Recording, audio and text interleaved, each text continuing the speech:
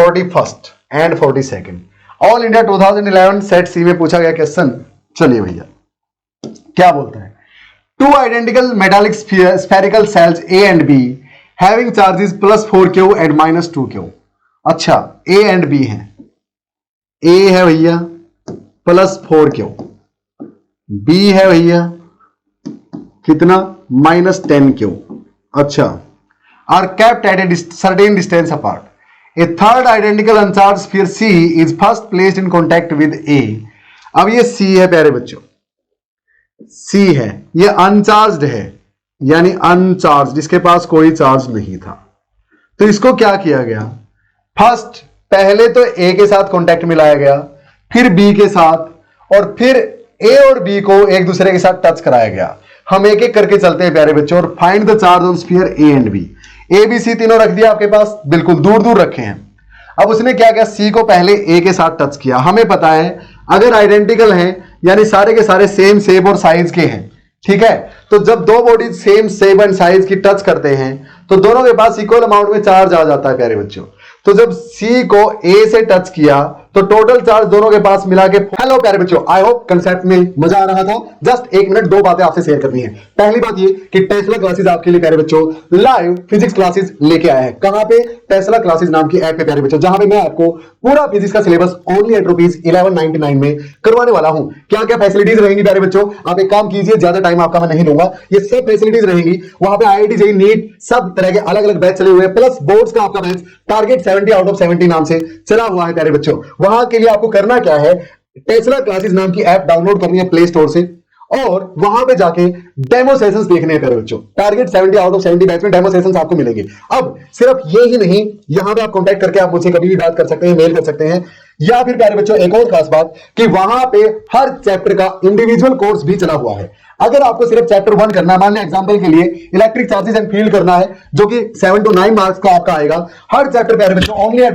₹299 available आपको Tesla classes की app पे, जहां पे सेशंस आपको रिकॉर्डेड फॉर्म में मिलेंगे और डाउट्स 24 घंटे के लिए मैं आपके लिए अवेलेबल रहूंगा प्यारे बच्चों। इसी कॉन्टैक्ट नंबर पे आप कॉन्टैक्ट करके मुझसे कुछ भी जानकारी ले सकते हैं। ये सारी फैसिलिटीज अवेलेबल रहेगी। बस आपसे रिक्वेस्ट एक है कि अभी जाइए टेस्ला क्लासेस नाम की ऐप डाउनलोड कीजिए और वहां पे किसी भी बैच का, किसी भी चैप्टर का डेमो सेशन देखिए और मुझसे बात कीजिए। See you soon in the next one. अपने कंसेप्ट को कंटिन्यू रखिए प्यारे बच्चों। जय हिंद। 4Q था, 4Q + 0 4Q था, तो टच करने पे इसका आधा इसके पास चला जाएगा, यानी 2Q और 2Q हो जाएगा।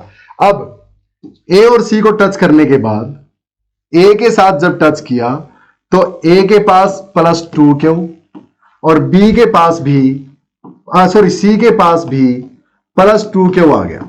ठीक है भाई। अब सी को कनेक्ट किया गया बी के साथ प्यारे बच्चों, बी के साथ। अच्छा हाँ, देन विद बी। अब बी के साथ जब सी को बी के साथ टच किया, बी के साथ था बी के पास था -10, सी के पास था +2, तो टोटल कितना हुआ, -10 + 2 -8 बच गया। -8Q दोनों के पास। तो जब दोनों को टच करके हटाया तो -8 में से आधा इसके पास, आधा इसके पास, यानी अब ए के पास तो है +2Q ही, हाँ, बी के पास हो गया अब -4Q और सी के पास भी हो गया -4Q। अब क्या किया, ए और बी को कनेक्ट किया गया। अब ए और बी को कनेक्ट किया गया तो ए और बी के पास टोटल कितना था, -4Q + 2Q यानी -2Q। तो दोनों को टच करने के बाद -2Q का आधा आधा, -Q इसके पास और -Q ही बी के पास, और सी के पास तो है ही -4Q। क्लियर। तो ये आंसर आ गया भैया। क्या पूछा था, find charge on sphere A and B, -Q and -Q will be the charge on sphere A and B. Touch करते जाओ, दोनों का जोड़ दो टोटल। अब टच करने के बाद दोनों के पास आधा आधा रह जाएगा उसका। ठीक है, ये कंसेप्ट है।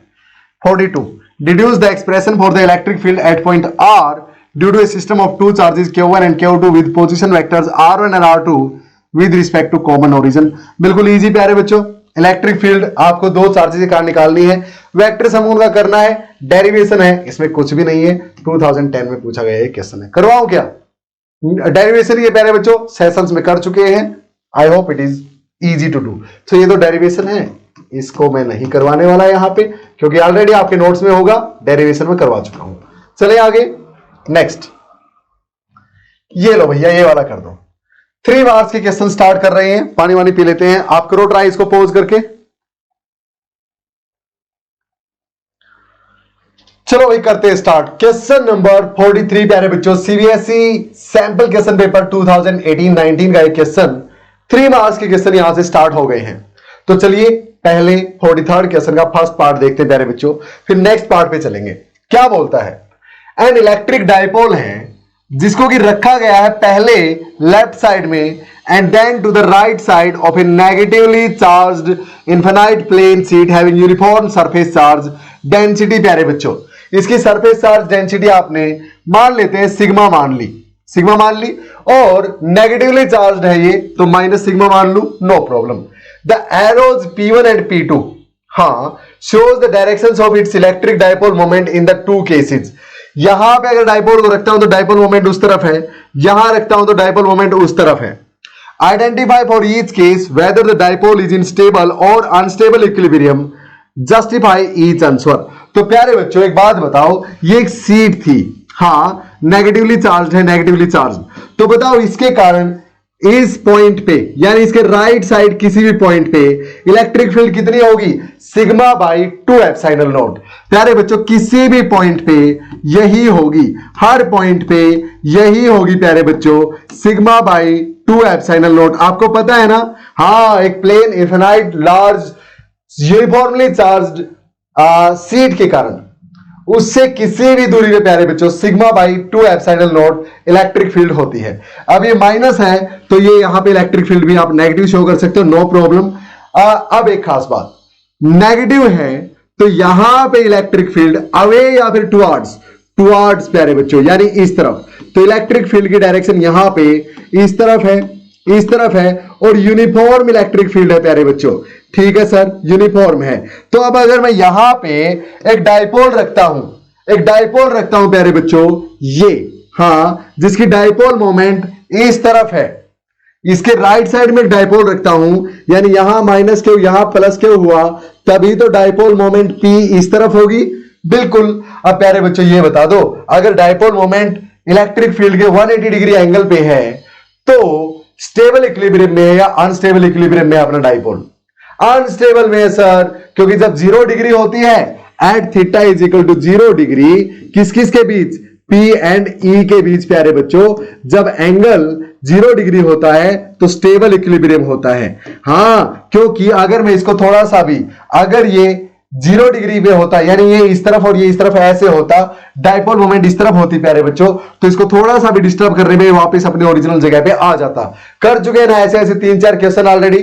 तो अगर एंगल 180 डिग्री जैसा कि इस केस में है, डाइपोल मोमेंट इस तरफ, इलेक्ट्रिक फील्ड इस तरफ, तो यहां पे डाइपोल जो है अनस्टेबल इक्विलिब्रियम में है प्यारे बच्चों, क्योंकि एंगल दोनों के बीच कितनी है, 180 डिग्री। अब अगर मैं यहां पे डाइपोल को रख दूं और डाइपोल मोमेंट की डायरेक्शन उस तरफ है, तो अगर मैं सीट के लेफ्ट साइड डाइपोल को रखता हूं और डाइपोल मोमेंट मेरी लेफ्ट से राइट की तरफ है, यानी डाइपोल मोमेंट की डायरेक्शन ये है प्यारे बच्चों, तो इस पॉइंट पे इस सीट के कारण इस तरफ कहीं भी इलेक्ट्रिक फील्ड नेगेटिव चार्ज के टुवर्ड होगी, यानी इस तरफ होगी, यहां भी इलेक्ट्रिक फील्ड, यहां भी इलेक्ट्रिक फील्ड, और सिग्मा बाई 2 एप्सिलॉन नॉट होगी हर जगह पे। तो यूनिफॉर्म इलेक्ट्रिक फील्ड में अगर P की और इलेक्ट्रिक फील्ड के एंगल सेम है, डायरेक्शन सेम है, यानी थीटा इक्वल टू 0 डिग्री हुआ यहां पे P और E के बीच, क्योंकि दोनों एक तरफ है प्यारे बच्चों, तो फिर यानी स्टेबल इक्विलिब्रियम में अपना डाइपोल है। यानी इसको अगर आप डिस्टर्ब करोगे ना, ऐसे डिस्टर्ब करूंगा मैं थोड़ा सा, तो ये वापस यहीं आ जाएगा, यानी ये कौन से इक्विलिब्रियम में है, स्टेबल इक्विलिब्रियम में है। क्या मेरी बात भेजे में घुसी? तो आप क्या आंसर दोगे, identify for each case whether the dipole is in stable और इक्विलिब्रियम, स्टेबल और unstable. So when the dipole is placed left to the sheet, it's equilibrium is stable because angle between the dipole moment and the electric field at any point on the left side of the seat are in same direction. Angle between them is 0 degree. But when you will put the dipole on right side of the seat, the electric field is opposite to the direction of dipole moment of the dipole. Hence, angle is 180 degree, and when the angle between dipole moment and electric field is 180 degree, the dipole is said to be in unstable equilibrium. Clear प्यारे बच्चों? Because if you will disturb it a bit, it will not come back to its original position. Clear? Hence the equilibrium is unstable. याद रहेगा प्यारे बच्चों, बता सकते हो, important question था। इंपॉर्टेंट 3 मार्क्स में था, फर्स्ट पार्ट था इसका, तो यानी आधे नंबर 1.5 तो आपके कंफर्म हो गए। और ये तो 44 आ गया भैया, तो 43rd का सेकंड पार्ट कहां गया? 43rd का सेकंड पार्ट कहां गया भैया? चलो आगे आ जाएगा कहीं चल के, नो प्रॉब्लम, घबराना नहीं है। ओके, नहीं आएगा तो मैं आपको बता दूंगा, बोल के बता दूंगा, वैसे मिस नहीं करने वाले हैं कुछ भी। तो ये प्यारे बच्चों 43rd क्वेश्चन, 44th आ गया आपके सामने। 44th क्वेश्चन के 2 पार्ट, फिर से बहुत आसान, और आपको मैंने सेशन में करवाया था ये क्वेश्चन। हाँ, अगर आपने किया था प्यारे बच्चों तो बिल्कुल आसान है आपके लिए, नहीं किया था अब देख लो, अब बिल्कुल आसान है अभी भी। कैसे? सुनो भाई, एक इलेक्ट्रॉन है प्यारे बच्चों, इस फिगर को देखो, सेकंड पार्ट के लिए ये वाली फिगर है। एक इलेक्ट्रॉन है, वो 1.5 सेंटीमीटर की डिस्टेंस के थ्रू गिरता है, यानी यहां से यहां की दूरी 1.5 मीटर है, यानी उसको जो डिस्टेंस ट्रेवल करनी है s, वो 1.5 सेंटीमीटर है प्यारे बच्चों, 1.5 सेंटीमीटर, यानी 1.5 बाई 100 मीटर है। क्लियर? मीटर में मैंने चेंज कर लिया, ऐसा यूनिट्स में। अच्छा, इतना चलना है। हाँ, इलेक्ट्रिक फील्ड यूनिफॉर्म है और उसकी वैल्यू 2 × 10⁴ है। इलेक्ट्रिक फील्ड की वैल्यू 2 × 10⁴ क्या ऐसा यूनिट्स में है? हाँ, न्यूटन पर कूलम ऐसा यूनिट है। बिल्कुल भाई। तो अब बताओ कि time it takes to fall through this distance starting from rest. अगर इलेक्ट्रॉन यहां रेस्ट से गिरना स्टार्ट करता है प्यारे बच्चों, यानी इनिशियल वेलोसिटी अगर इलेक्ट्रॉन की 0 है, तो ये कितना टाइम, ये डिस्टेंस, इतनी डिस्टेंस कवर करने में कितना टाइम लेगा? अब यहां पे ग्रेविटी वगैरह का तो चक्कर है नहीं प्यारे बच्चों, हम उसको यहां पे ना के बराबर लेके चलते हैं। ओके, ठीक है सर। तो अगर मैं ये टाइम निकालना चाहूं तो v = u + at यूज कर सकता हूं, टाइम आ जाएगा, लेकिन ना तो मेरे पास a ना मेरे पास v। हाँ, तो प्यारे बच्चों सेकंड इक्वेशन ऑफ मोशन पे चलते हैं। s = ut + ½ at²। s given है, u गिवन है, ut तो निकालना है प्लस ½ a नहीं है अपने पास, a निकाल लेंगे किसी तरह। कैसे? चलो भाई, पहले तो इक्वेशन अप्लाई करो। Using the second equation of motion, s = ut + ½ at²। ये 0 है, ठीक है। s कितना है प्यारे बच्चों? 1.5 बाई 100, 1.5 बाई 100 या 15 बाई 1000 लिख दो इसको, ये पॉइंट भी हट जाएगा, ठीक है। इक्वल टू, ये तो 0 हो गया, प्लस में हाफ एक्सेलरेशन हमें चाहिए, एक्सेलरेशन नहीं है अपने पास, वो चाहिए तो यहां पे निकाल के रख देंगे किसी तरह, और t हमें निकालना ही है तो t² ऐसे का ऐसा। अब एक्सेलरेशन कैसे निकालें भाई? बिल्कुल आसान है प्यारे बच्चों, आपको पता है F = ma होता है। हाँ, तो एक्सेलरेशन ऑफ द इलेक्ट्रॉन जब ऊपर से नीचे आएगा g के बराबर, एक्सेलरेशन ड्यू टू ग्रेविटी के बराबर नहीं होगी ना, हम उस फोर्स को मान ही नहीं रहे। यहां पे इलेक्ट्रिक फील्ड के कारण, इलेक्ट्रिक फील्ड नीचे से ऊपर की तरफ है प्यारे बच्चों, पॉजिटिव से नेगेटिव, और इलेक्ट्रिक फील्ड इलेक्ट्रॉन को अपोजिट साइड में यानी नीचे की तरफ भेजेगी, तो फोर्स इलेक्ट्रिक फील्ड के कारण वाला है, ना कि ग्रेविटी के कारण वाला। So acceleration will be equal to force by mass. इस पे फोर्स किसने अप्लाई किया? इलेक्ट्रिक फील्ड ने। इलेक्ट्रिक फील्ड कितना फोर्स अप्लाई करती है? F = QE प्यारे बच्चों। सो F = QE के बराबर, और बाय में मास m ऐसे का ऐसा। तो ये वैल्यू एक्सेलरेशन की मैं यहां पे पुट कर सकता हूं और मेरे पास आंसर आ जाएगा। क्लियर है प्यारे बच्चों? तो यहां पे QE/m, एक्सेलरेशन है QE/m। अब मेरे पास सब कुछ है, ये तो ऑलरेडी है अपने पास, बिल्कुल ये है मेरे पास, बिल्कुल। चार्ज ऑन एन इलेक्ट्रॉन कितना होता है? 1.6 × 10⁻⁹ कूलम्ब। पता है भैया? बिल्कुल। इलेक्ट्रिक फील्ड गिवन है सर, ये रही 2 × 10⁴। मास ऑफ इलेक्ट्रॉन कितना होता है? 9.1 × 10⁻31। सबको सोल्व करो प्यारे बच्चों, t² को इस साइड रख लो, बाकी सबको इस साइड ले आओ, सबको सोल्व करो। t निकालना है, t² नहीं, तो अब क्या कर दो, बोथ साइड √ t की वैल्यू आपके पास आसानी से आ जाएगी। क्लियर है मेरी बात? सब कुछ लिख दोगे, हो जाएगा फर्स्ट पार्ट। सेकंड पे चले, चलो सर, चलो भैया। सेकंड में बोलता है if the direction of the field is reversed. ये देखो, फील्ड की डायरेक्शन रिवर्स कर दी, यहां नीचे से ऊपर की तरफ इलेक्ट्रिक फील्ड थी, अब ऊपर से नीचे कर दी, और अब की बार इलेक्ट्रॉन की बजाय प्रोटॉन को रेस्ट से ड्रॉप कर दिया, यहां से यहां तक प्रोटॉन को जाना उसी डिस्टेंस से। तो प्यारे बच्चों कोई भी फर्क नहीं है, एकमात्र फर्क यह है कि यहां मास आपने इलेक्ट्रॉन का रखा था, अब यही मास और प्रोटॉन आपको रखना है, जिसकी वैल्यू कितनी होती है? क्या आपको पता है? इलेक्ट्रॉन के मास की वैल्यू प्यारे बच्चों 1837 गुना होती है मास ऑफ इलेक्ट्रॉन से। ओके, और वो नियरली 1.6 × 10⁻⁻27 kg के बराबर आपको मिलता है। क्लियर प्यारे बच्चों, ये value of mass of proton and mass of electron, ये सिर्फ मास बदलेगा, बाकी तो सब ई भी उतना ही अप्लाई कर रखा है, चार्ज भी प्रोटॉन का उतना ही होता है जितना इलेक्ट्रॉन का होता है, बाकी सब सेम है, डिस्टेंस भी उतनी ही ट्रेवल करनी है 1.5 सेंटीमीटर, बाकी सब सेम है प्यारे बच्चों। मास की वैल्यू चेंज कर देना, पुट करोगे वैल्यू टी की, प्रोटॉन के लिए भी आ जाएगी। आई hope it is quite clear. So this was the question asked in 2018 in CBSE. ये क्वेश्चन मैं ऑलरेडी आपको करवा चुका हूं। इस तरह के क्वेश्चन में बच्चे गलती सिर्फ एक्सेलरेशन फाइंड आउट करने में करते हैं और उसमें ग्रेविटी ले लेते हैं प्यारे बच्चों की, ऊपर से नीचे गिर रहा है तो एक्सेलरेशन ड्यू टू ग्रेविटी के बराबर एक्सेलरेशन यानी 9.8 आएगी ना प्यारे बच्चों। ध्यान रखना इस बात का, एक्सेलरेशन कैसे निकालोगे, F is equal to M A होती है, A is equal to F by M होता है। यहां पे फोर्स इलेक्ट्रिक फील्ड प्रोवाइड करेगी और इलेक्ट्रिक फील्ड के द्वारा प्रोवाइड किया गया फोर्स क्यू ई के बराबर होता है। किसी चार्ज क्यू पे जब इलेक्ट्रिक फील्ड ई में उसको रखते हैं तो क्यू ई अमाउंट का फोर्स लगता है।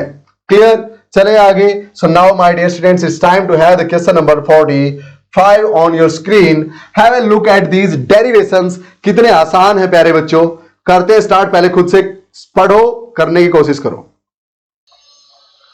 चले फिर, देखा प्यारे बच्चों कितना आसान डायरेक्ट क्वेश्चन दे रखा है, डेरिवेशन ये simple. Derive the expression for electric field at a point on the equatorial line of an electric dipole. Derivation है, सेशंस में करवा चुका हूं, already done. Depict the orientation of the dipole in stable unstable equilibrium in a uniform electric field. प्यारे बच्चों, orientation depict करना है, मतलब वही ओरिएंटेशन क्या ही होगा डाइपोल का, स्टेबल इक्विलिब्रियम में। और ओरिएंटेशन होगा ही नहीं जब वो स्टेबल इक्विलिब्रियम में है। अच्छा, यानी एंगल कितनी है प्यारे बच्चों स्टेबल इक्विलिब्रियम में, angle between P and E, angle between P and E will be 0 degree at stable equilibrium and it will be 180 degree in unstable equilibrium। बस इतना लिखना है प्यारे बच्चों। क्लियर, 1.5 मार्क का ये, 1.5 मार्क का ये, 3 मार्क्स आपके क्लियर। ओरिएंटेशन मतलब एंगल पूछा P और E के बीच में, स्टेबल इक्विलिब्रियम में 0 डिग्री, अनस्टेबल में 180 डिग्री। याद है क्यों? चौथा पांचवा क्वेश्चन आ गया इसी के बेस पे। जो पहला ही क्वेश्चन इसके बेस पे करवाया था उसमें पूरा एक्सप्लेन किया आपको, और सेशन में तो पूरा डीप में। Question number 46. Obtain the expression for the torque experienced by an electric dipole of dipole moment P in a uniform electric field E. Torque आया था प्यारे बच्चों P क्रॉस E के बराबर, यानी P E sin थीटा के बराबर। Clear, और P और E जिस प्लेन में है उसके परपेंडिकुलर प्लेन में टॉर्क होता है। डेरिवेशन है, सिंपल कर सकते हो। What will happen if the field were non uniform. अगर फील्ड होती नॉन यूनिफॉर्म प्यारे बच्चों, मान लिया इस तरह से लाइंस हैं, इस तरह से लाइंस हैं, ठीक है। अब यहां पे इलेक्ट्रिक फील्ड स्ट्रॉन्ग है, यहां पे वीक है। अगर मैं डाइपोल को इसमें रखता हूं तो देखो ये माइनस क्या था, ये प्लस क्या था प्यारे बच्चों। तो अगर एंगल 0 डिग्री भी है ना, तब भी फोर्स नॉन जीरो नहीं है। अब अगर नॉन यूनिफॉर्म इलेक्ट्रिक फील्ड है, अगर इलेक्ट्रिक फील्ड यूनिफॉर्म थी प्यारे बच्चों, तो फोर्स 0 होता था, net force on the dipole. लेकिन अब अगर नॉन यूनिफॉर्म है तो नेट फोर्स भी नॉन जीरो होगा। कैसे भाई, यहां पे इलेक्ट्रिक फील्ड की वैल्यू स्ट्रॉन्ग है, यहां पे वीक है, तो इस फोर्स पे लगने वाला, इस चार्ज पे लगने वाला फोर्स जो इलेक्ट्रिक फील्ड के कारण है इस तरफ, इलेक्ट्रिक फील्ड ये जो है ये इस चार्ज को अपनी डायरेक्शन में ले जाने की कोशिश करेगी क्यू ई फोर्स से, और इस चार्ज को अपोजिट डायरेक्शन में भेजेगी क्यू ई फोर्स से। लेकिन यहां पे ई वीक है, यहां पे स्ट्रॉन्ग है क्योंकि यहां इलेक्ट्रिक फील्ड की क्राउडिंग ज्यादा है, यहां पे वीक है। नॉन यूनिफॉर्म इलेक्ट्रिक फील्ड है तो नेट फोर्स इस पे ज्यादा, इस पे कम, तो ये डाइपोल ओवरऑल यही रहने की बजाय इस तरफ चलना स्टार्ट कर देगा, यानी नेट फोर्स 0 होगा।